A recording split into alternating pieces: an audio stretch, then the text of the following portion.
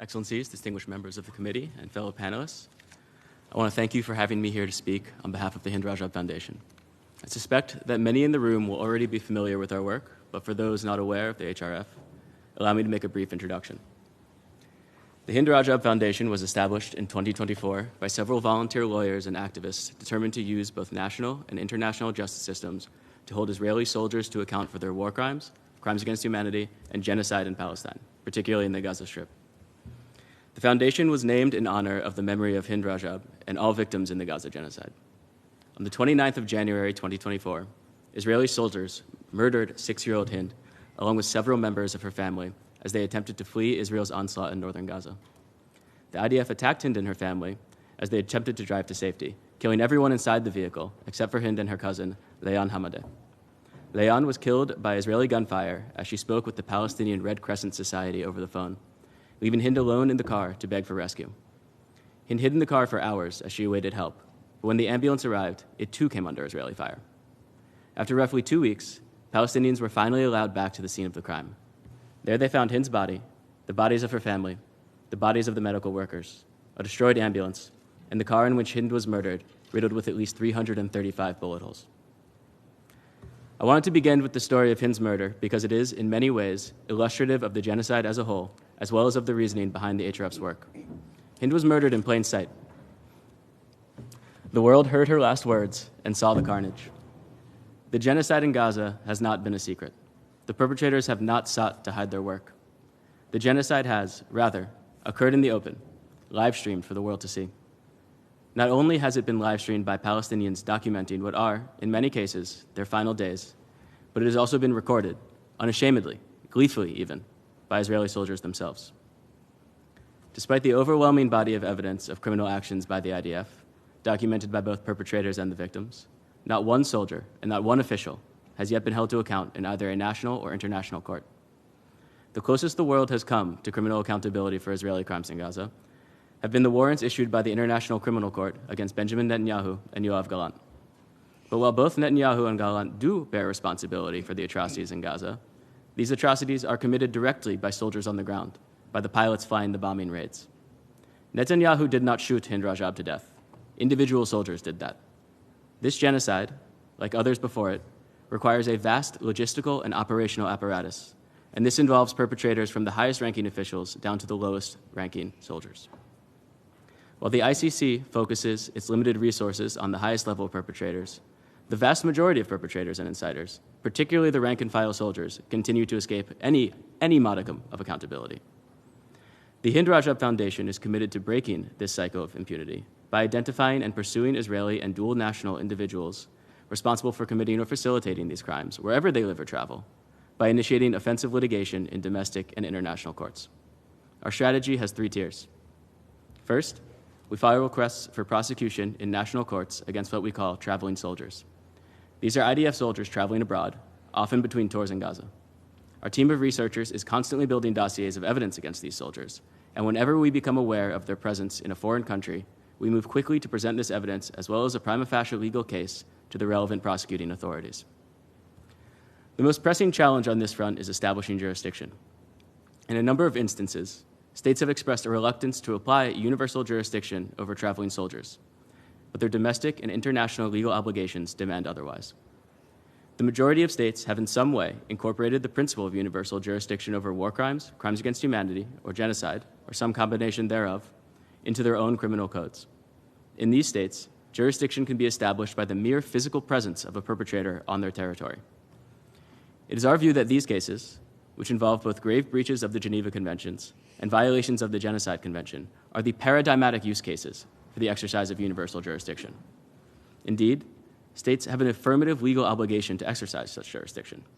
According to Article 146 of the Fourth Geneva Convention, and I quote, "Each high contracting party shall be under the obligation to search for persons alleged to have commit or to have ordered to be committed grave breaches and shall bring such persons, regardless of their nationality, before its own courts."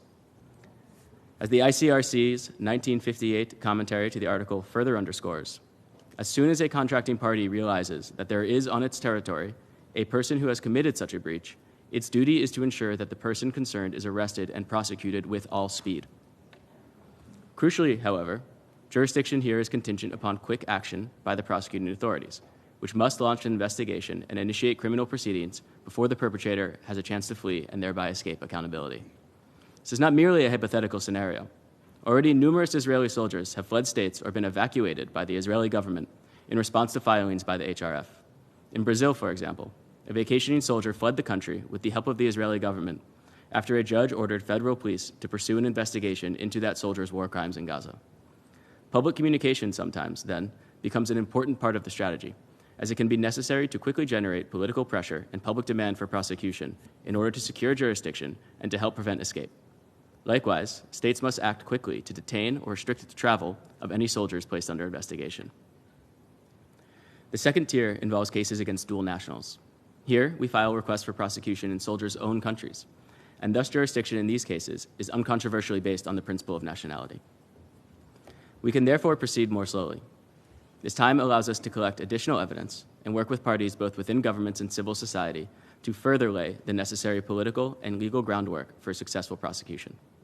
There is no statute of limitations for these crimes, and states' obligation to act never expires. For our part, we are committed to pursuing the perpetrators of this genocide for as long as they live. The third tier involves filing charges to and sharing information with international legal bodies like the ICC.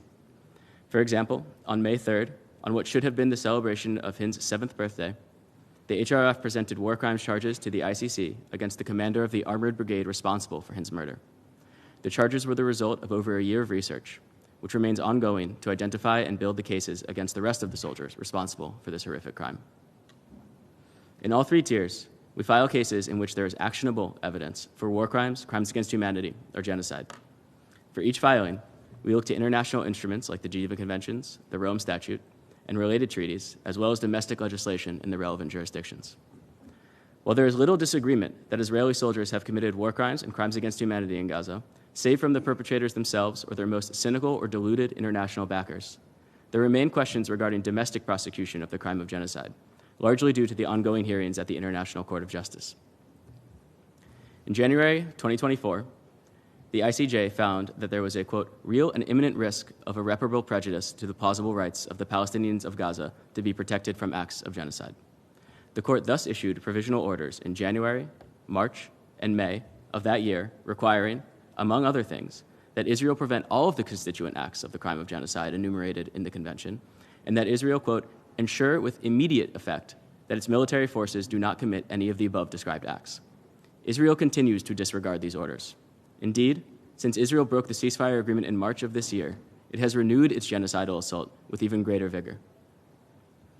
We respect the ICJ's orders and its ongoing hearings, but we cannot wait for a final decision on the merits to act.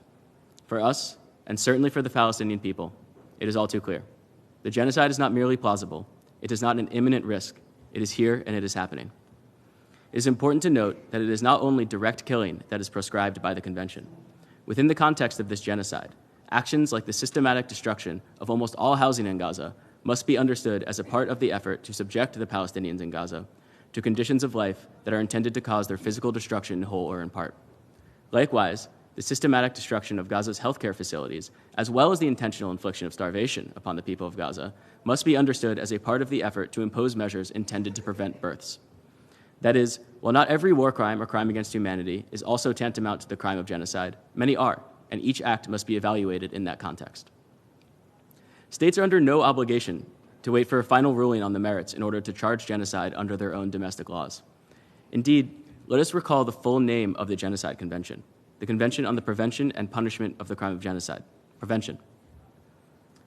States have an affirmative duty under the Convention to take measures to prevent the perpetration of genocide, and among these measures is the duty to enact legislation into their domestic criminal codes which would provide for the punishment of the crime of genocide, and to pursue prosecutions thereunder.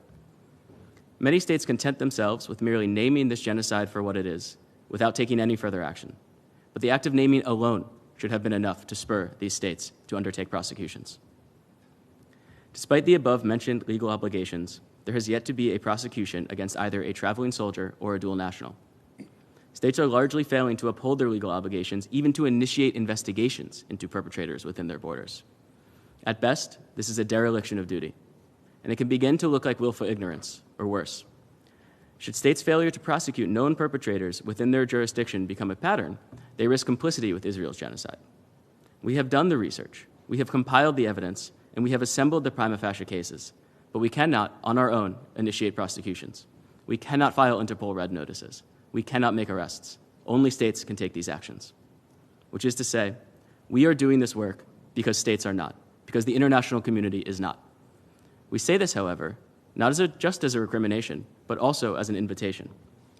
So to the state observers in the room and who may be watching, let us work together to help you fulfill your international obligations. Let us maintain open lines of communication regarding the entry of traveling soldiers and the return of dual nationals. We are willing to share our files at any time. Let us assist your prosecutors with dossiers of evidence and filings on their legal ramifications.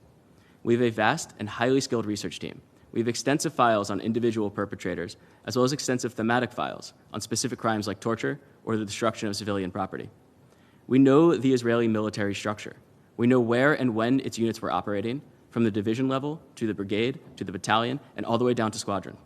Let us assist with discovery as cases proceed. Let us use our international network to bring lawyers from across the globe together to bolster information and strategy sharing among parties. Let us together work to foster solidarity within and among states to better withstand the inevitable political backlash from those who would like to see this genocide continue.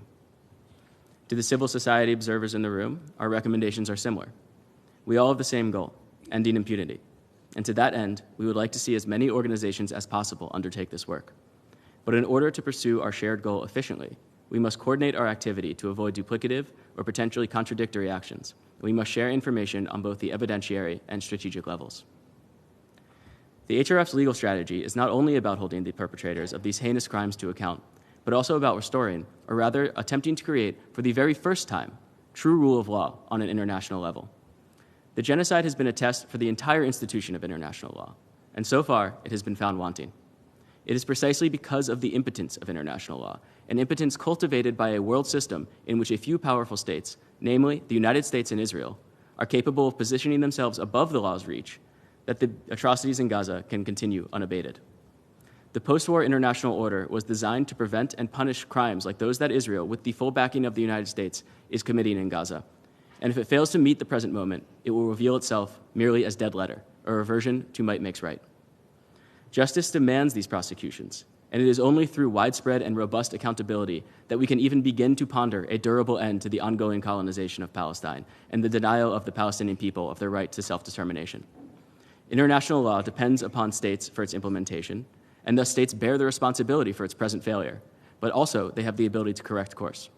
Indeed, if we are to have any confidence in international law as such, in the idea of rule of law as such, then the actions urged by the HRF are exactly the kinds of actions that states must undertake. Thank you.